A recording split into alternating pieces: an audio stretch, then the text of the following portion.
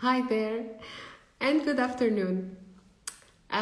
Kicking off this week with another live on the importance of content and creative content or other creative matters. I know that most of the topics that are chosen on this channel directly relate to retail. However, I always like to emphasize on any factor or variable that affects the health of brands or retailers operating in the environment. Especially that today online and offline are merging and are becoming one. The importance of content, whether visual or in forms of videos and text, is now an indispensable part of a brand's presence, continuity, communications, and so on. I'm joining with Joe from Beirut to be talking about this beautiful industry and about embedding culture in the creative environment. But I'm going to also be giving Joe the space to tell us how he got into that industry, why he loves that industry, and certainly we're going to take a lot of time to talk about his take on the creative industry. I mean, how and what he does to add on his flavor. Might as well tell you that Joe is a NDU alumnus, and I am an NDU alumni, and it's always a good opportunity to meet or to e-meet and to share beautiful memories about our dear university. I'm going to connect with Joe, who was preparing his coffee. Joe, I hope that you're done with the coffee or reque or and to kick off with this beautiful conversation, and we have a lot to talk about this afternoon. Hey, Hello. coffee done, Joe? Perfect. Yeah. It was a shot for me, Oh, honestly. okay. I thought it's going to be like a requie and Venice coffee or something. Okay. It's لا أنا بشرب iced coffee. It's my ah own mixture, perfect. influenced by Starbucks, who I'm trying to boycott nowadays. No. How are you guys? How are you at first? It's an honor to meet you. It's an honor to work with an NU alumni and to discuss such amazing topics and a huge variety like uh, in this industry. I cannot wait to start. Let's kill Let's it. kick it. Thank you so much. And of course, just to inform everyone that we don't know each other, but it was a beautiful opportunity to meet online, especially that I'm always looking at people who have like their own personal touch and their own way of doing things. And Joe, I cannot introduce you. I will give you like the floor to like just kill it. I know that you are in the process of opening your own company, and we're going to be talking about that in detail, your own creative agency, if I might call it. Yes, But yes. I don't how like to did, use the term agency because it's too generic. I will tell okay, you about the story more in depth throughout the process. okay, so Um, so let's like really start, Joe, by just like the beginnings. First of all, why you like this industry, and then like come and funnel it down to see okay, why you have found this gap to open your own thing.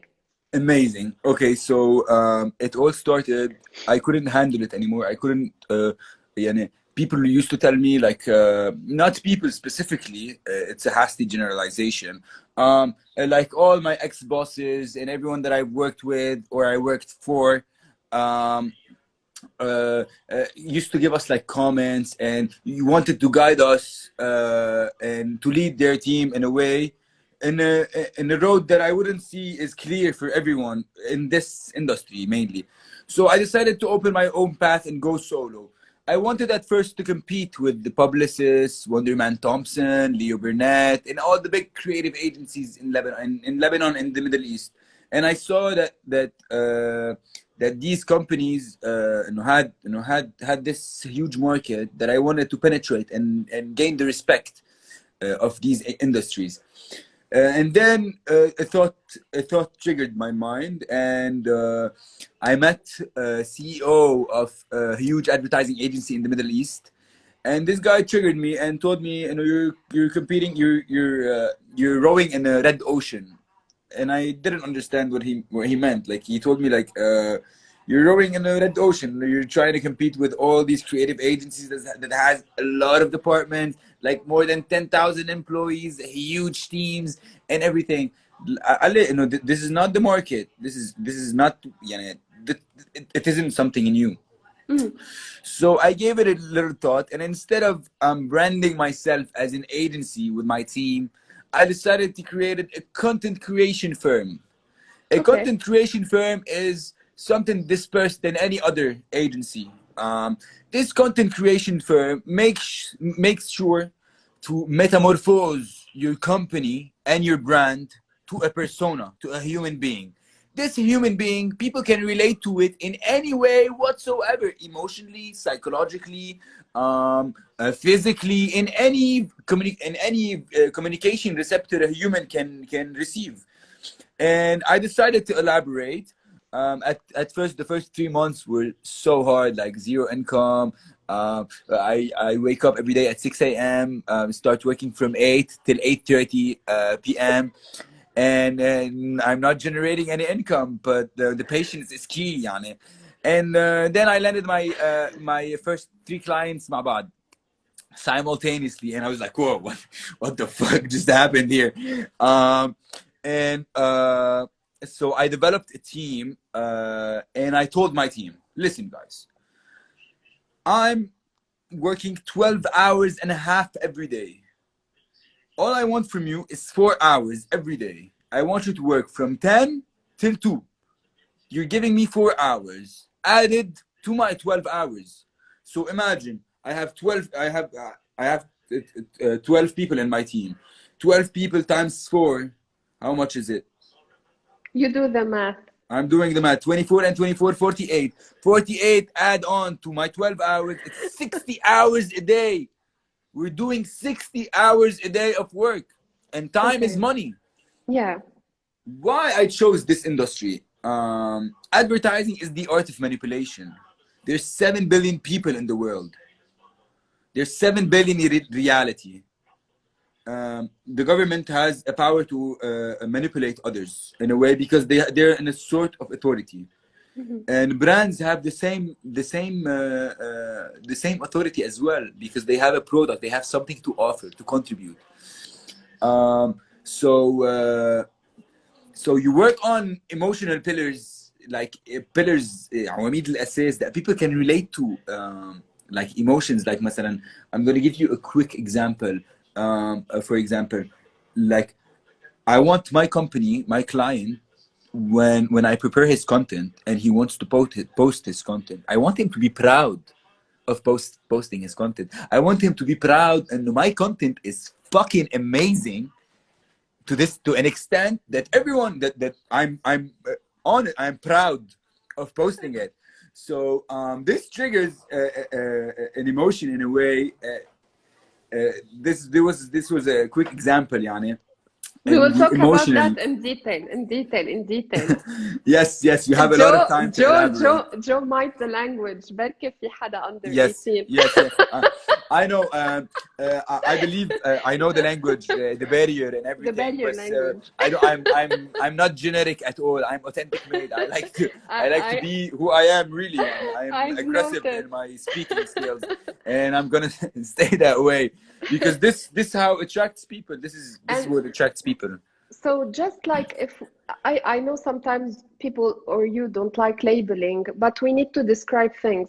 First of all, if in terms of what you could offer the market today, you are looking at a human-centric approach that understands the brand, creates a clear persona, and communicates it. Let's start by putting it that way. Okay? Okay, these are the Okay. steps. If I'm not wrong. now you have this approach and you have your team. Is there a process that you follow to deliver your content, or do you work on a haphazard approach every time to meet your goal with customers or your brands? So that how do you deal with your projects today? um, at first, time management is key. Like and managing time between a client and another and another and another and another is very hectic because the way I portray myself to the client, that I only work with you. I'm not working with anyone. They don't know. They don't know that I have other clients, and Okay, I don't okay, showcase the services that I and the strategies that I give to a client for another. okay. And this is It's a matter of exclusivity, right? yes, Which comforts the brand. because I mainly like to work with startups because I have a Okay. way in seeing when I put myself in the consumer's position and I put myself in the entrepreneur's position and the owner of the company or the brand, I see two different roads that cross paths, and these roads are very important. Like there's a chain, a continuous, non-ending chain that everyone has to. It's like it's a general formula. Like if you studied marketing and you've witnessed the peak of a brand, how it started and where it reached, and the process of it. Everyone can visualize it. There's the steps. Every brand can succeed. Every brand can reach the mainstream. Every brand, because there's always someone looking for you at the end. This is the way I portray it to the client. There's always someone, even if you have the ugliest product in the world. If you have this, it's a coaster. If you have this coaster and you want to sell it, it's sellable. Everything can be sold. But the way there's steps that you don't have to miss out, like the awareness stage. At first you have to create a frequency, for example, and this frequency, people you should create a link between this frequency that you're doing and the content, the message that you're sending, for people not to forget you. Personally, on a personal scale, wherever I go, I don't know if this is wrong or not, but this is my mindset. Wherever I go, in any room I enter, I make sure that each and every person in the room never forgets me when I leave. Even if I have nothing to offer, Okay. I make sure each and every person in this room will never forget me. I manage to do the same for other brands. I Okay. want to do this for brands. However, working with startup brands might be problematic at certain points because the brand might not know what it wants at this early stage, That's true. and might be a little bit vague in giving you what they would like from you, like giving you the brief of what they would expect from you and how you could help them. So this being said, are you in a position sometimes of consulting and doing the Yes. creative work? So tell us Uh, about that. Actually, About the nightmare. I like to work with startups because Mhm. the thing is, I can be fully in control of the brand. Like Okay. they give me the brief, I Hmm. see the brief, and they pitch it for me, and I tell them, give me the sales pitch, tell me what do you want me to feel, what emotion do you want me to feel Hmm. regarding your service or product, Okay. and then they tell me, and mainly I tell them, no, for me, at first, as Joe and as a consultant and as a future consumer and Mm. your client, I suggest the first step. These are the five first steps for the upcoming 3 months. And they tell me, no, but we want to do this. Okay, you can go do this with someone else because I see, I can imagine the road that your brand has to take to reach its destination, and I just guide them through the process, and I tell them, like, I believe in your brand, and I think it has a huge opportunity and a huge and it has a future that it can change the world. So if you want to do so, I'm gonna help you to do so, but I want you to follow my instructions, my guide. I give you. We have this proposal kind of things. Like I prepare the content up front and I show them to them. They give me like their feedback because of course their opinion is very much taken into consideration. But the channel strategy and the vehicle of communication chosen and the content strategy itself cannot be touched. Okay. They So might you're have. very keen on putting on the plan and really like sticking to it, because I believe it becomes like a sort of responsibility, and you want to take the brand from point A to point Z, Yes. and then assess or reassess, taking of course into consideration why what the brand might think along the way, right? Uh, it depends. At first, startups, as myself also, we tend to, as you said before, we might change path and directions, and we feel like I want to focus on this thing for a while, then move to another thing. No, as a consultant, one of someone I admire, and he's one of the biggest CEOs in the Middle East. He told me, Joe, when I started my agency, I only had branding. I didn't do anything else except branding. And this story, I tell it to every customer I have. I started with branding. Once I became the champion of the world in branding, and I made a huge hit in the branding industry, I moved to another service. I decided to elaborate to another service. Okay. And this is how I'm doing. Like I decided to create content creation. I don't say that I do web development. I don't say to a client, I'm going to give you strategies. The strategies are internally, they don't know about it. I just consult them as a consultant because I'm a business consultant. And I give them the content strategy, the content creation itself. They don't Okay. know internal details, how the process works, because it's Okay. not it's not their call. It's not Okay. for them to know. So So it's like the facade. The clear thing to point out is like with your line of work, you're concentrating on one area of expertise and you're trying to deliver it. yes, Okay, and today we're focusing on that idea of content and content creation and content delivery. And you mentioned like earlier the media or the each medium that you could propose or suggest to your customer. I know that you're very much focused and very active on social sites. Yeah. yes. Part of the entrepreneurial process might be very lean towards adopting social media as part of their strategy. Are you favoring those as well? Are you specializing in social media content creation? I'm okay. So let me tell you this. I create the content, and I create a pathological flow in the content on how the posting is going to be in a strategic way. For example, I prepare I for a specific client. I decided at first I want to kick off with a couple of posts, like a higher frequency in posts. Like I want to do 5 posts per week. After 2 weeks, we had 10 posts already. The frequency had elaborated to 28%. I mean the reach. I launched 2 reels. The reels were a major hit compared to the whole statistics of the brand and the performance. The reels were a success. After the reels were done, I posted the competition. The target audience of this competition, this brand was targeting Generation Z, to be more specific. And Generation Z is one of the hardest generations to target in this specific area. Like all the big brands like Nike, Zatarozet, I'm talking on an international and local scale, are trying to target these people, but they can't, because the algorithm, it's so messed up to receive it on their end.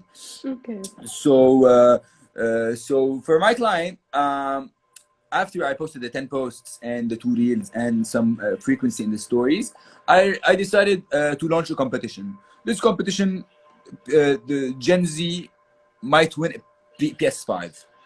You're gonna Okay. think PS5 is mainly targeting Gen Z male. That's not true. After I've done my research, uh, like 46% of girls are playing PS5 and the Generation Z. So this was, for me, it was mind blowing. Shocking. So it was mind. I was like, what? So I launched the competition, and then I created something else. After the competition had like a deadline, like I had 3 months. After that, throughout the competition, I know we were getting a lot of traffic, a lot of traffic, a lot of traffic to this page, a lot of traffic. I created like a series of engagement posts on stories. For example, like if it was a restaurant, let's say Zata Rosette Madness, the concept, and we make like a battle royale. You know, it's like a tournament between their menu. Their menu internally is going to compete with each other, with their audience. Like for example, you have mighty chicken and chicken. I don't know, mighty kafta and chicken escalope are going to compete together with a poll. Like the brands, the consumer are gonna choose which one is our favorite. This I prefer this or this. For us to have like the best meal, like the meal of the year, for example, the champion of this tournament. This after the competition, if you can see the graph that I drawn internally in my head, it's like going up and down, and it's non-stop, non-ending. This is the engagement you're looking for. People say, no, this brand is constantly active, and they think, if you're doing too much.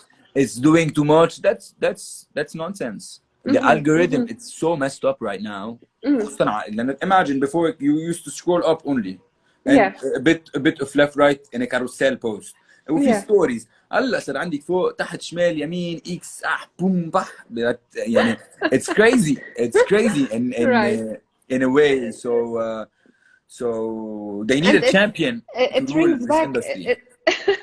It rings back as well to the idea of you making sure that customers or viewers do not forget the brand, right? So frequency and recurrent content and different recurrent content is key. Okay. And now this, again, going back to this human-centric or customer-centric approach, which is important and which looks at attacking the five senses, or I don't know if there's a sixth today with social media.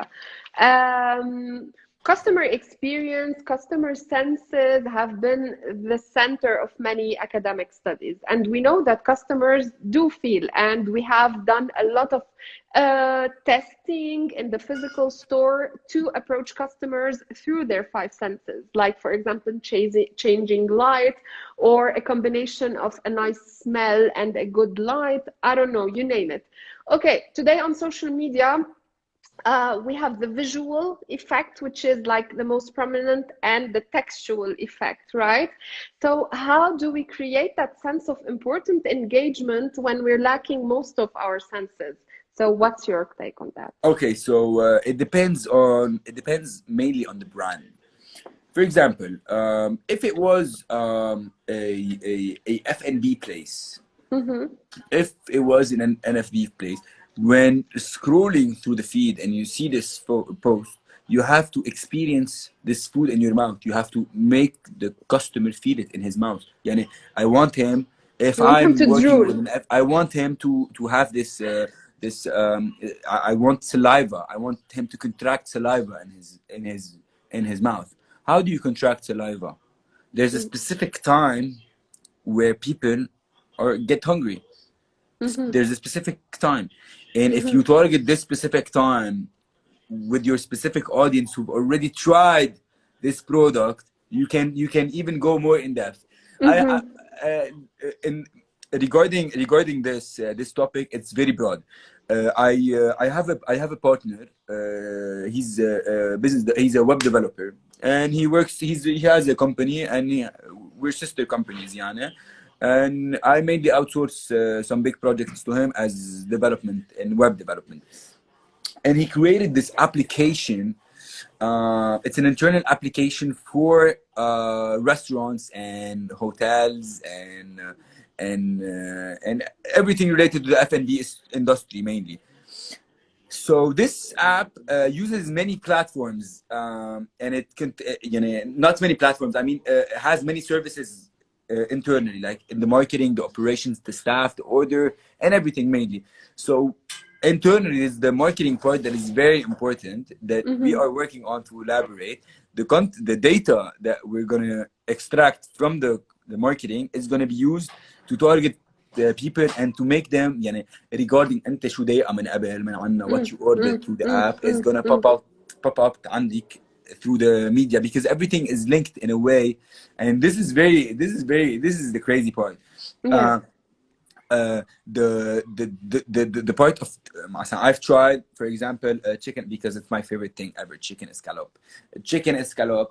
I've tried the chicken escalope, and I've ate it more than 5 times in this restaurant. And because I've booked with this app, I ordered from this app. I'm gonna know that this person mainly ate it from this hour to this hour, from this hour to Yeah. this hour. Yeah. And as you know, I'm talking on a mindful and a psychological way. We are habit creatures. Like, we are Yeah. habit creatures. Yeah. We're made from habits. I am who I am because all the habits that I've had done 23 years ago till now. So we are habit creatures. So if you trigger the same food at the same time you've eaten this, at the same frequency or whatever, it's gonna trigger the saliva in your mouth. And when the Okay. saliva is triggered in your mouth, people are gonna get excited. Oh, I missed this. I missed this chicken escalope that I wanted to eat. So So this is we're looking one way at, you can collect data. sorry, I had a glitch. We're looking at personalized advertising, if we shall call it, Yes. powered by data and And data that influence. you, and influence, of course. And Joe, also we have a little comment as well. Someone is saying I that. saw. Yeah, we're It's, going to talk about that. I really wanted to talk about it. Yeah, but just in a second, just one little thingy. I don't know if it's happening a lot in Beirut and other Middle Eastern countries, maybe in Dubai, I think. But most of the applications today are embedding like AR options, you know, like trying your shoes, trying your makeup, blah, blah, blah. Are clients in Lebanon requesting these types of services from you, or not yet? Is it expensive? Is it in the mindset of consumers? Talk us through this technological aspect also that could add on to social media. On a technological aspect, depending on the client, مثلا, depending if it's a service oriented or product oriented or whatever, or experience oriented. Mainly if it's service oriented, and this is the key. I love the service oriented part, because it's actually it's وهم. It's وهم. Purely وهم. يعني you're selling هوا to everyone. هلا And صرت عم this باكل اسكالوب تشيكن كمان معك. I'm thinking about واو that. صراحة هلا رايح على 10 تشيكن اسكالوب اليوم خلص. Jeff, Sorry. please, if you're still here, don't go, because I want to answer your question. It's very important, and I'm going to shed the light, and I'm going to change your mindset about it. Yeah. Anyway, regarding the technological aspect, there's key elements that I like to use and key vehicles I like to use. For example, if it's a service company, you have yes, you're still here. Thank you, Jeff. Amazing. I'm gonna keep talking about my topic so I can engage you still in the conversations. Anyways, if it's service oriented, there's many platforms that people can relate to. As y'all know, the website is your 24/7 salesperson. It's your online digital salesperson. So it has to have the sales pitch that your actual salesperson is doing on the floor. Yeah. And mainly you have sub sales people that are Instagram, that has its own market and its own target audience depending on your service. You have LinkedIn, you have Facebook, and you have Clubhouse, and you have TikTok. These Yeah. 5 platforms maybe are the most efficient in a communication way. Let me tell you why. Also, number 6 is Trustpilot, that I will be elaborating in a few. Clubhouse is very important because Clubhouse is very important because it's an ear-to-ear platform. You can actually talk to someone and hold rooms, alter, manipulate, because it's if you can make people see the reality you're creating to yourself, you're on the right track. Yeah. And if you're doing this yourself, you can make any brand do the same. Yeah. Nike, واهم العالم انه هي you can do it. عادي نايكي عنده صبات، الصبات ما له عازه. he's just a product that doesn't even have actual human value. يعني ما بيتنفس، ما بياكل، ما بيمشي، ما بيعمل شيء، هو صبات محطوط بتحطه على الطاوله، اذا اجى شطت عليه حينتزع or whatever. ما عنده value، بس هن خلقوا له value لانه خلوا العالم تصدق انه هو له value. It's the same thing. If you believe in it and you make your team believe in it, everyone will believe in it. هي Clubhouse it has this tool. And because if it's يعني it's an ear to ear, and you can communicate directly into someone's ear. So this is very good. LinkedIn is the hub of the corporate world, and this is where me and Rina are met. We met on LinkedIn. LinkedIn is the most important B2B platform worldwide. Point على لين. If whatever any service that you're offering, you have a corporate part that you have to target. That is very important, and the only strategies available to reach this kind of market is LinkedIn. Instagram is a collaboration between Gen Z and millennials, and Gen Z and millennials يعني has or like many bubbles, like a billion bubbles كلهم هيك فوق بعض لانه كل واحد عنده ليبل. مثلا I hear a lot of people saying كل العالم عم تظهر بلبنان. عم بعطيك example. كل العالم عم تظهر بلبنان، كل العالم معها مصاري، بس انت the people you are seeing حواليك هن اللي عندهم مصاري، بس في عالم عن جد ما معها مصاري. Instagram is the same exact thing. في كلهم it's bubbles فوق بعض. bubbles. You see who you follow. who يعني it's the same thing. شو قلنا؟ فيسبوك، انستغرام، وفيسبوك وهلا بنحكي عن تيك توك وبيرجع تراست بارد. تيك توك is very important. TikTok is the future. Like I personally started doing my own TikTok, my funny TikToks, because I wanted to test it myself. In the kitchen. In my kitchen, yes. Yes. I go dancing in my kitchen and I go crazy. TikTok is a huge platform. Even I mean, is everyone inclined today towards going on TikTok, or is it just a young generation trend as well? What do you think about that? Depending on the content you follow on TikTok, depending on the people you follow. But I follow like entrepreneurs and a specific target audience, and I have the entertaining part. But I usually skip it.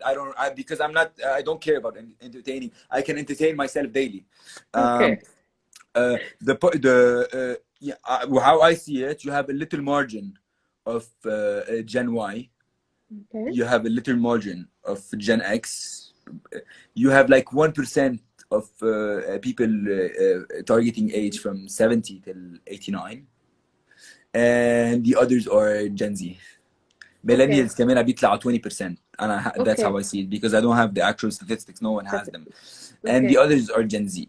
Gen Z is the hardest market to cross, because يعني I don't know what the hell they're saying, but it's crazy. It's crazy what they're saying. So you have to adapt. You have to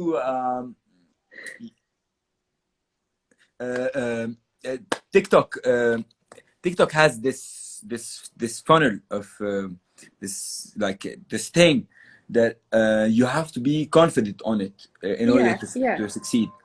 So brands are not keeping up with it yet, because they don't know what to do. They have limitless content. They have unlimited content, but they don't know what to put on it. Because as I said before, they should. My strategy is to metamorphose, to change. It's like from a worm to a butterfly, a cocoon, to metamorphose this brand and this company into a persona, a person. This person, people can relate to it. This person is a star icon that people like. I'm very much influenced by a couple of people. Like for example, Eminem. He's one of the greatest rappers of all time. I love him so much. He's a huge influence. Like this is a persona. Nike had a persona one day who was Michael Jordan, who took them to a whole new level. The same thing.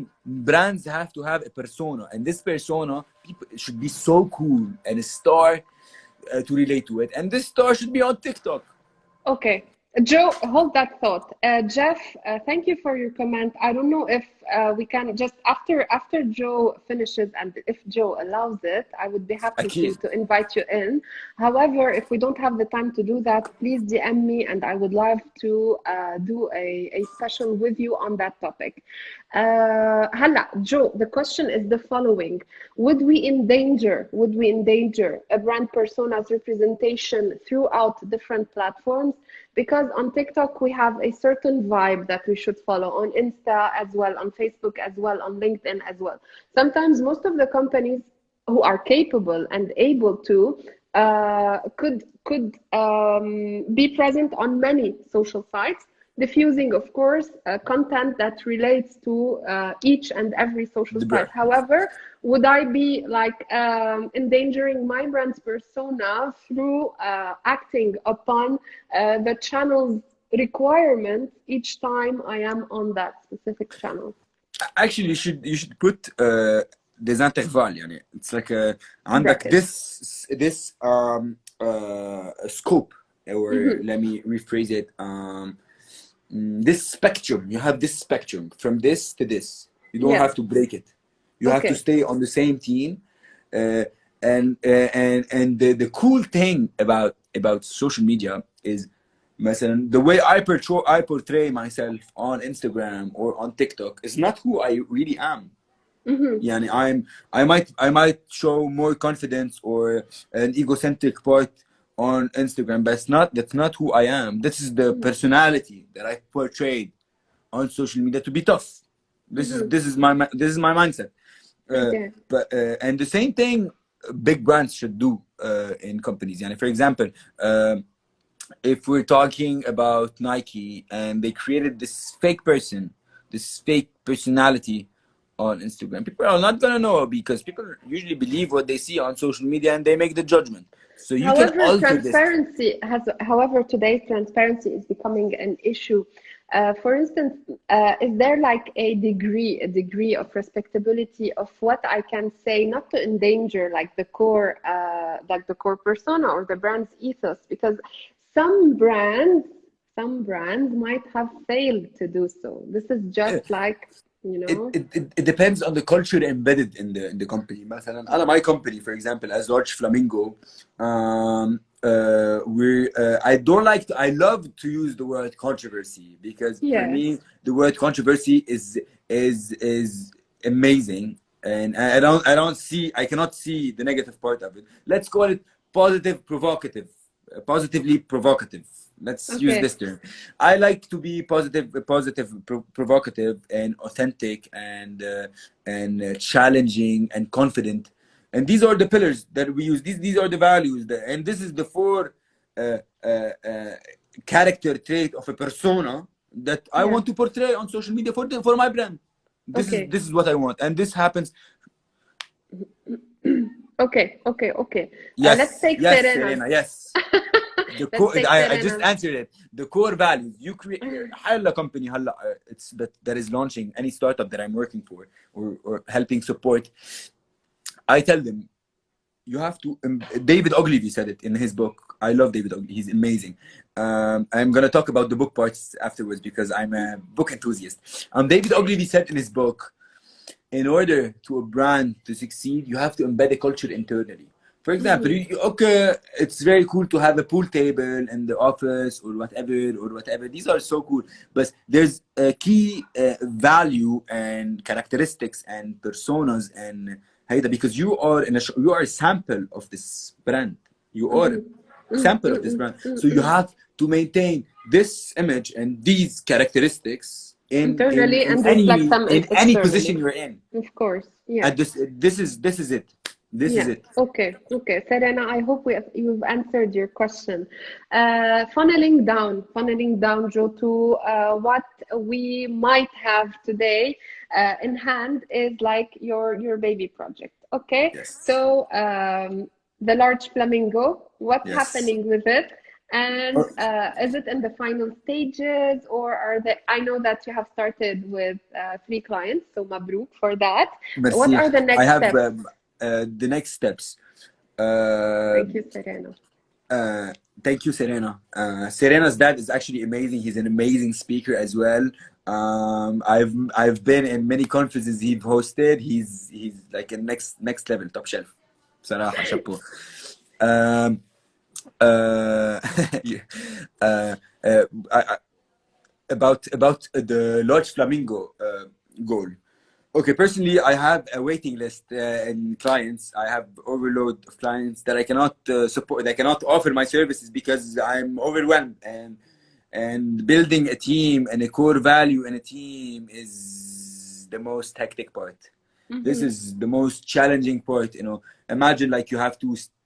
I wake up every day at 6 a.m. I start working at 8, and my team starts working at 10, from 10 till 2. Imagine like the constant positivity that I have to share with my team and your environment Welcome and to the everything. club of entrepreneurs, I know Joe. the con the the the con Okay, we Okay, just hi Kyle. Kyle is one of Carl. my closest friends. He works in I think JWT or I don't know if JWT or in Saudi. He's one of the best account executives I've met, and he's crazy smart. He's crazy smart.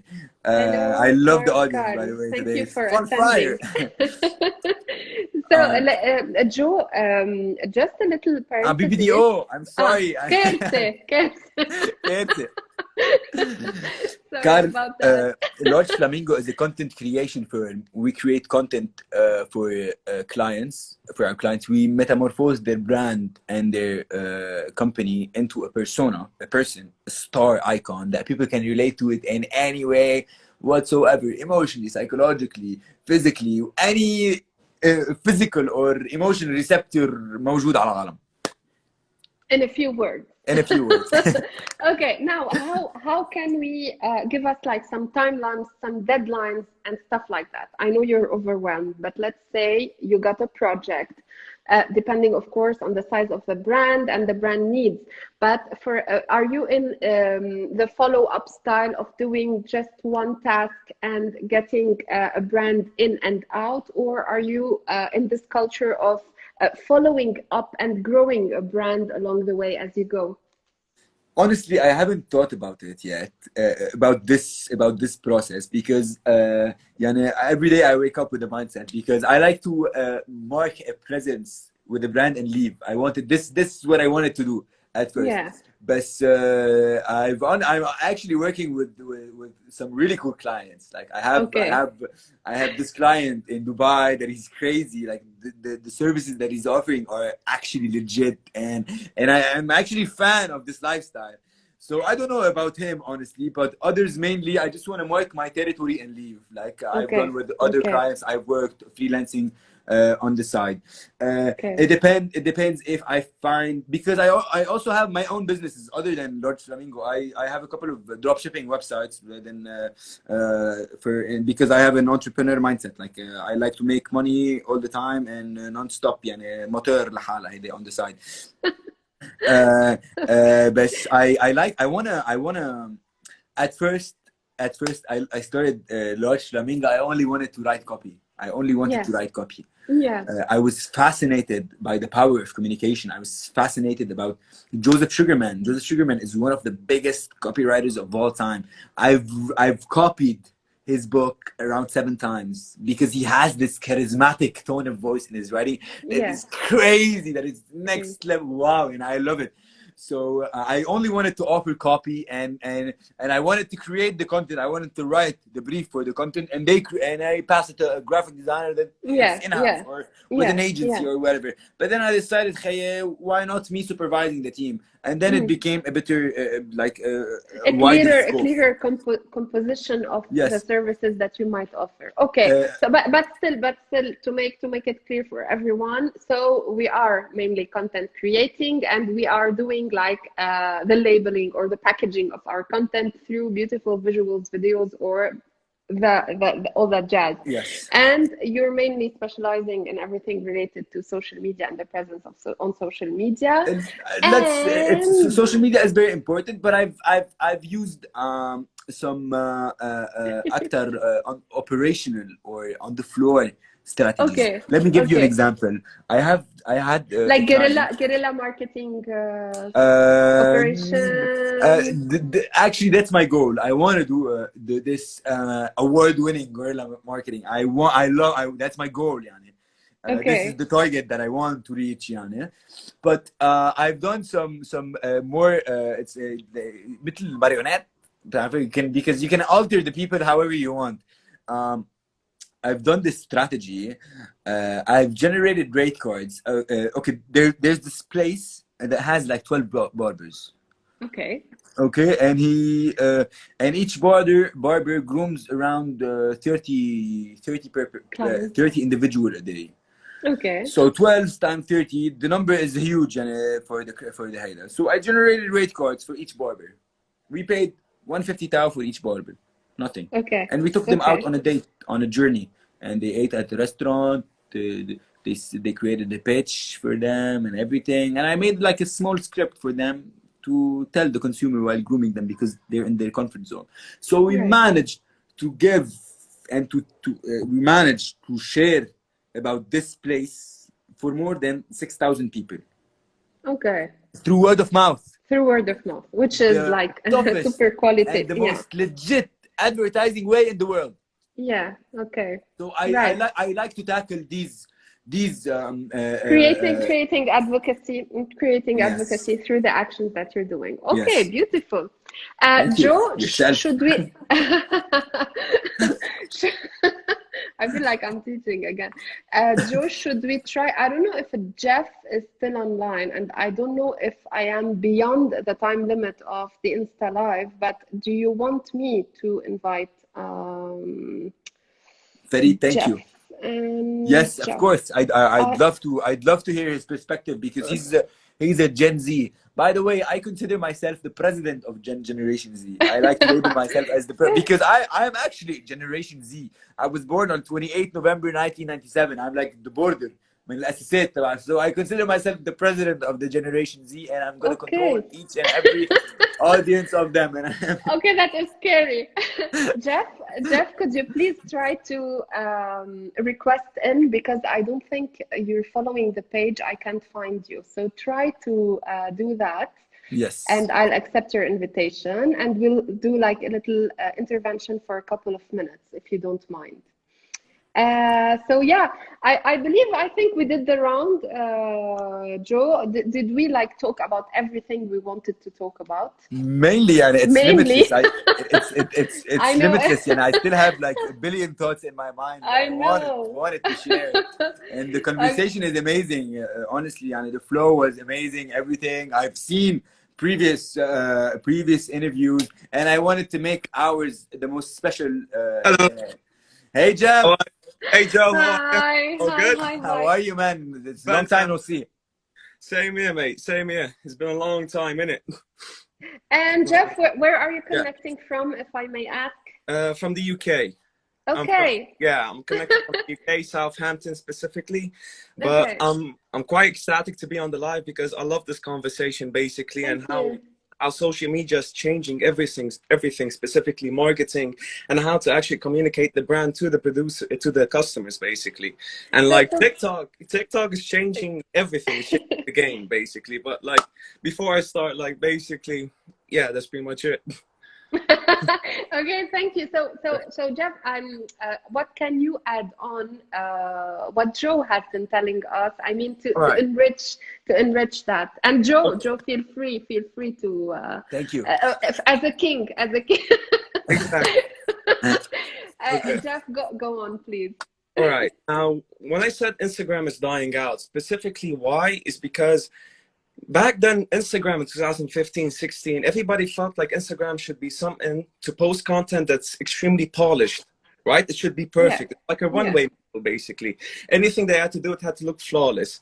What TikTok has done, and it changed everything amazingly, especially for companies trying to communicate their brand, is that no matter how bad the post or what you're trying to do, it can still succeed on TikTok. That's why Yes. everybody's running away from Instagram and going to TikTok, because Instagram puts a lot of pressure on both the customers.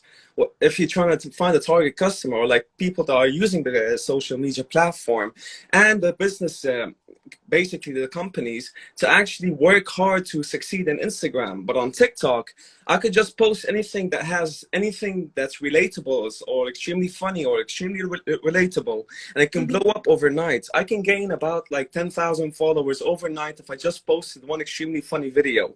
Yeah. Now, the example that I want to use is that if you go like on TikTok, like Joe's video in the kitchen. exactly, like Joe, that's what's amazing about TikTok. Now, Instagram is kind of like trying to catch up with TikTok with the reels. Yeah. That's why Instagram released reels, but they're not exactly nailing it 100%. And Joe, when you said like millennials are like 20% on TikTok, I would say it's vast. It's way more than that. Everybody from all age groups, like you have TikTok videos that are extremely funny of like old people trying to use TikTok, and this like could be used as an example. Old people specifically trying to use TikTok. They put a random sound at the bottom, but they muted themselves, so they just posted it, and that got like about 6 million views and 1.1 million likes just because like he did a minor mistake. You've got people from all over, all age ranges going to TikTok because it's more comfortable, it's more at ease in a sense. You can do whatever you want, post whatever you want, and soon enough it gets a bit more addictive. So now, Jeff, we're saying that Read TikTok Farid's message. Reels or yeah. TikTok videos posted on Instagram, and I cannot agree more. We're- I cannot agree more. And this is We're going because to because you comment said on that. you said the aesthetic part of Instagram and the look and the pressure and everything. exactly. Nowadays, if you post Reels on Instagram. I'm gonna try to mind my language again. If you post a shitty post on Instagram, and it might reach to a point, and it might not reach to a point. And you're welcome, Farid. Thank you, Farid. If you post a shitty post on Instagram, it's gonna sell. لو شو ما صار, it's selling. It's just so Instagram guys, is a way let's because it label became a things. habit. Instagram became a habit. Joe and Jeff, we need to, for the sake, of course, of the conversation on this channel, always label things. We're saying now that Instagram is more of a polished and more of a professional look, like lookbook, a type of social media, and TikTok is more forgiving and laid back, right? However, maybe if we're labeling or categorizing these two things as such, it might say, and it relates back to my initial question, if one brand is present on both, would it allow the brand to be laid back on TikTok and more polished on Instagram, such as myself, for example? And how do you feel when you see a brand acting differently on two platforms? That's it. And to answer Joe's also question about if you post, excuse my French, basically a shitty post on TikTok and Instagram Reels, it will still sell. Here's the thing about specifically Gen Z and basically everybody from my generation. If you realize Instagram is becoming a bit too greedy with the posts. Way too greedy. No matter, like, if you go through 2 posts, you see an advertisement. You're constantly bombarded with advertisements, and we're noticing that. That's the thing about like how you should communicate your product nowadays, because every company nowadays is trying to like present themselves that, look, we're trustable, our product is, you can trust it, just give us your money. We know that, okay, you're trying to take our money, you're trying to make us buy something, and that doesn't make us trust the project. That's why Instagram is not that much succeeding anymore. That's what we see on TikTok. But Joe, Let me tell you something. That, on the advertising aspect as well on TikTok. Okay, TikTok has a business suit. As well as Facebook. If you go on Facebook, if you have a page, there's Facebook business suite that you can control and alter the consumer behavior, the consumer everything throughout Facebook for Instagram and Facebook. TikTok has the same. The same and the same core value. Let me tell you something. You and about the different social presence. If Nike posts on TikTok, for example, if it's gonna alter its positioning on Instagram, that's not true. Because let me tell you what this. You have LinkedIn, and it shows the corporate world for this brand. And you have Instagram that shows the polished and the wannabe and the cool kind of guy of this brand. And you have TikTok that is portraying the crazy and the confident type, because you can literally use your phone and do a crazy video that no one has the appropriate word to say it, Yana, the courage. Hi, Kat. The courage to do so. TikTok is all about courage. She wants to eat. I think she wants to. Okay. Yeah. Add on to use an example. There's a TikTok page that I've been following. It's an airline basically. It's called Ryanair. It's an airline I haven't even heard before if I haven't gotten on TikTok. Right now it's got millions of followers, not because of Instagram. If I was on Instagram most of the time, I would have never heard about this airline. But they constantly post memes on how they constantly shit on other airlines. Like they constantly like take the tease and take the piss, as they say, and they constantly joke about everything. And they try The memes are the future of each industry. I'm not kidding. Yani, like there's this guy called Khabi. I don't know. He's Italian, and this guy is crazy. Like his memes are like, you know, he posted one video. His first TikTok video got like 7.2 million views and about 100,000 likes because of memes. People wanna be entertained, so TikTok can be used to shit on themselves. Sorry for the word, excuse the vocabulary, or to because okay, so the way I learned how to be confident is when someone takes a shot at me, I double the shot on myself. And if you tell me I'm black and we're talking and, oh, sorry, I'm not going to respond because I'm black, and I criticize myself at the same time. So brands can do the same on TikTok. If this is the part in the content strategy, they can criticize themselves and their shitty operation in a way because they know, you know, it's a shitty operation, but we're trying to do something about it. We're being spontaneous and we're making a laugh of it and not taking things too seriously, right? What that creates with the customers or the people that are consuming this content, it humanizes everything. We don't look at this company or this brand or influencer or whatever example that you want to use as something that's out of this world, the next level, or something that's perfect. We humanize it to the point where we can relate to it, or we can be. That's how you gain the trust of the customers. Pretty much show them that you're just a regular person, or you're just a regular person running that company. You're not trying to rip off anybody. You're not trying to take advantage of anything. And the thing is, you're not trying to take their money. And I used to work as a door-to-door salesman here in the UK. And one tactic that I completely learned about actually how to sell any product that I was selling is, first off, start the conversation about anything else but the product. Completely true. Like going and talking about the weather or like whatever it is, build some rapport with the person that you're talking about. Make them laugh, make them giggle, make them remember any type of memory to spark any emotion. Then after speak in the product, be like, I agree.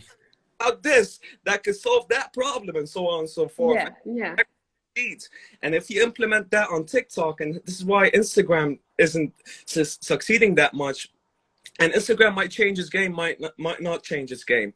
I would give it about 2 or 3 years. If Instagram changes its game, it will succeed. But if it doesn't, it will become like Facebook for like old people specifically, like how Facebook is right now. Not if they want to communicate the product to specific generations. Okay. Bottom line is that Facebook is the #1 selling platform worldwide. No doubt. But like to build. I relate what you're explaining and talking about, Jeff, and it's really like about reinventing the app or adding on whatever needs to refresh it and to stay relevant and true to the audience. I think thank you so much, Jeff. I think we need to stop talking about the comparison because I don't want to deviate a lot from the core of this conversation. You want conclude? TikTok is becoming such a Goliath app that every other application is now trying to imitate it, specifically YouTube and its Reels. Snapchat is even opening a feature up, kind of like TikTok. And by the way, you can make a lot of money on Snapchat. I don't know if that feature is still on in Lebanon, if it's available in Lebanon, but if you get a specific amount of views on Snapchat, they will pay you to actually post more.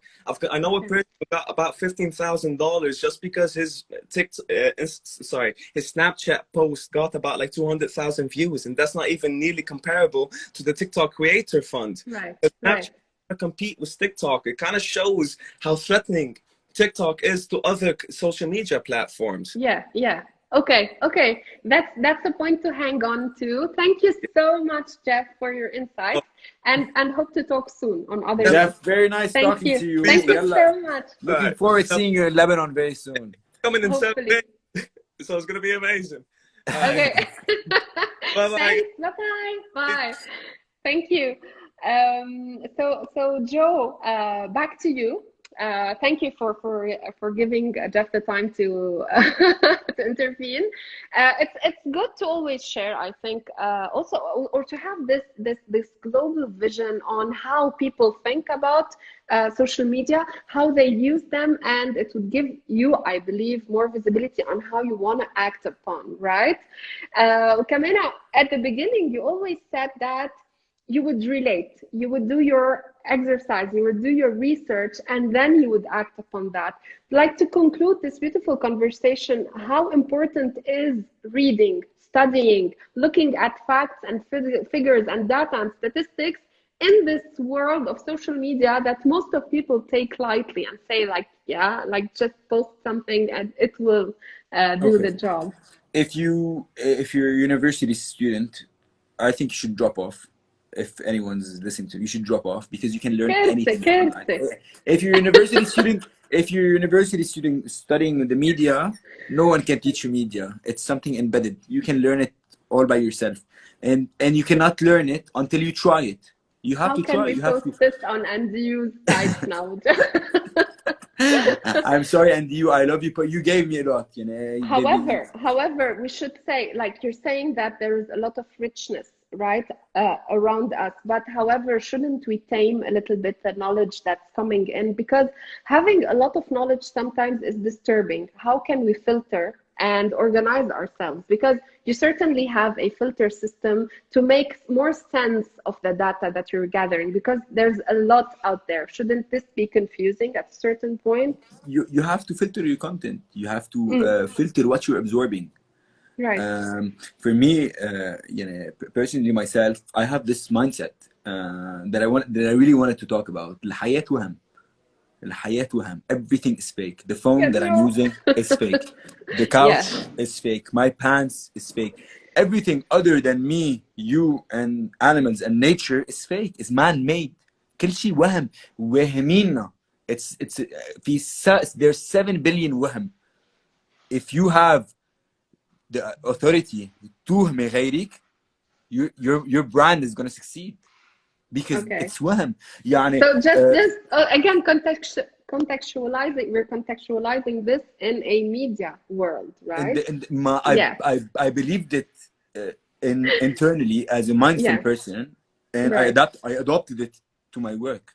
In your I know it for a fact, and I'm aware and present of this moment. I don't have an autopilot driving internally. I'm fully conscious all the time, and I am real. So I'm not gonna lie to anyone and told them I'm gonna share all the knowledge I have.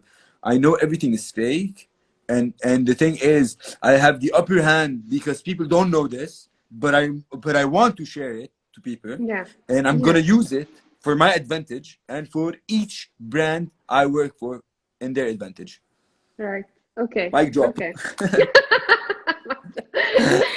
Joe, thank you so much. I think, I believe, no, we talked about most of the things that we wanted to, أكيد, in relation to these talks that I do on this channel. However, ما بينشبع منك.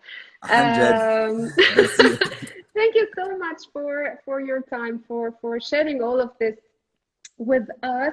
And how can we contact you if we want to work with your If you want to contact me, you can email me on my personal email, joe@largeflamingo.com. I'm going to post it here. joe@largeflamingo.com.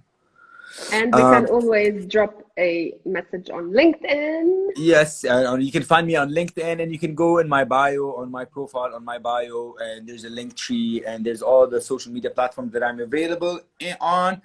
I named my company Large Flamingo because I am the largest flamingo of all, and I want to breed the clients that are small flamingos into becoming as large as I am. This is the ego perspective, and I love it, and I believe in it, and I'm gonna kill it. Hopefully you will. Thank you so much, Joe. Thank you for this beautiful conversation. For all who joined us a bit late, you can find this chat on IGTV and later on YouTube, and I will be sharing all of these on the stories later on. Thank you so much, Joe, and good luck with your future projects. and hope to see you soon, like physically. اكيد اكيد. يلا hopefully. Bye. Hopefully. Ciao, ciao. Bye. Thank you guys.